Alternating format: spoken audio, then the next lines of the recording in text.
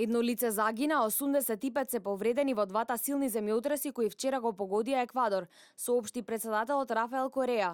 За сега не е познато која е точната причина за смртта на починатиот, кој бил возрасен маж.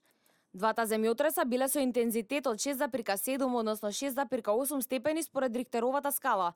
По последниот земјотрес кој го погоди Еквадор на 16 април со јачина од 7,8 степени според Рихтеровата скала, 655 лица загинаа, а 48 се водат како исчезнати. Припадниците на специјалните сили на руската полиција ликвидираа еден маж, кој синоќа зеде заложници во банка во Москва, соопшти Руското министерство за внатрешни работи.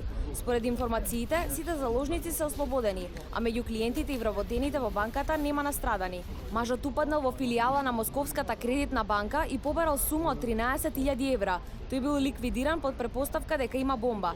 Руската полиција го блокирала регионот, но по извршената проверка за евентуално поставената бомба не била пронајдена експлозивна направа.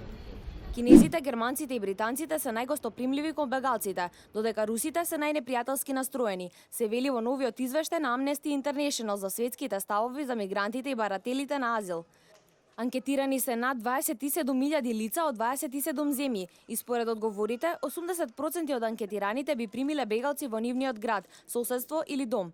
Еден од 10 испитаници изјавиле дека би примиле бегалци во својот дом, а само 17% изјавиле дека не би ги примиле ни во својата земја.